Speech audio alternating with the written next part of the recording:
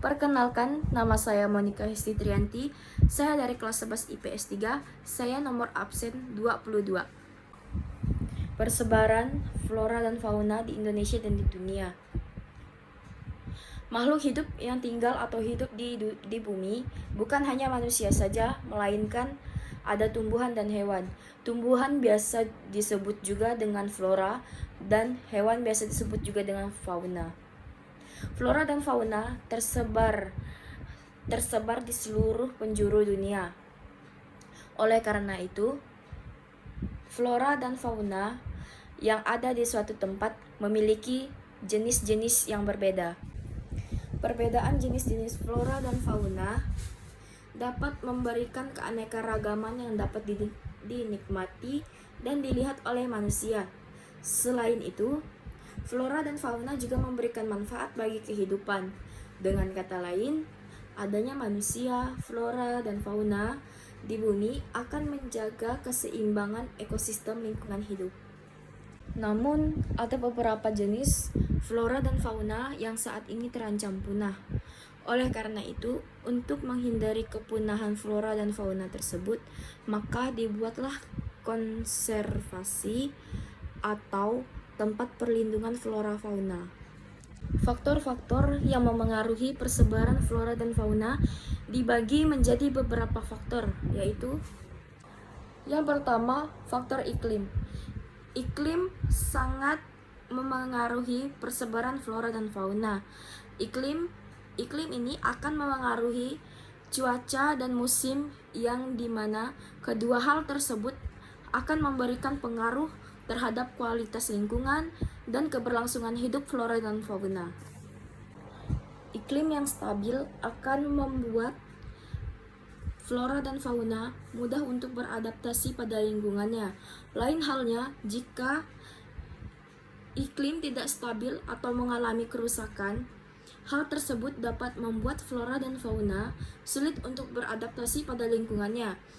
Jika flora dan fauna sulit untuk beradaptasi pada lingkungannya, flora dan fauna akan sulit untuk bertahan hidup. Oleh karena itu, kita manusia harus berusaha untuk tidak merusak iklim agar flora dan fauna yang masih hidup dapat dilihat oleh keturunan kita nanti. Faktor yang kedua, jenis tanah. Kondisi struktur tanah pada suatu tempat akan memengaruhi kehidupan flora dan fauna. Hal ini dikarenakan struktur tanah yang baik akan menghasilkan sirkulasi udara yang baik juga. Dengan sirkulasi yang baik pada tanah, maka akar-akar tumbuhan bisa tumbuh dan bernafas dengan baik. Pada umumnya, kondisi tanah yang baik terdiri dari bahan mineral anorganik, bahan mineral organik, dan udara.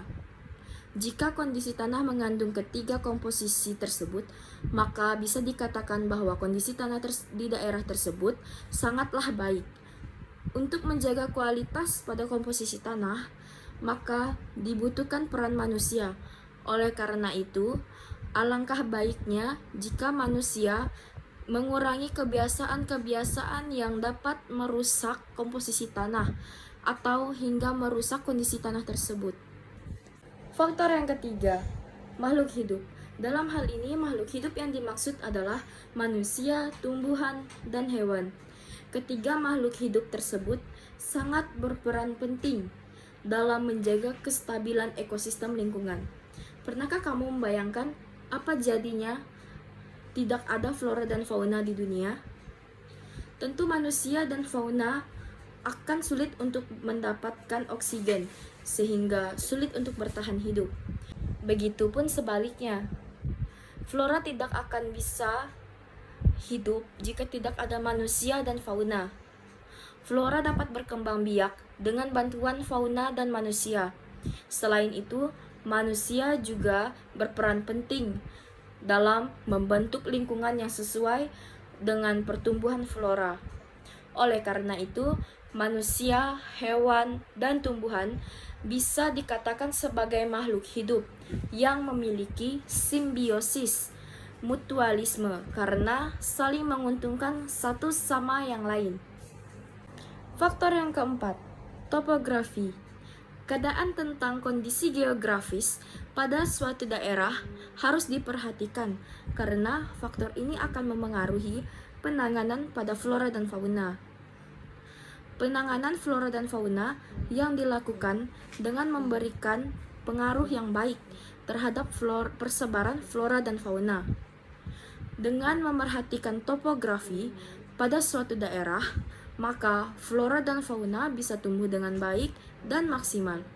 Misalnya, flora yang hidup di dataran tinggi tidak bisa hidup atau pertumbuhannya tidak maksimal di tempat yang datarannya rendah.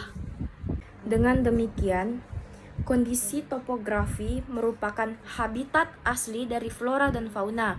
Jika habitat asli flora dan fauna sudah mulai habis, maka kemungkinan besar persebaran flora dan fauna tidak akan bertahan lama.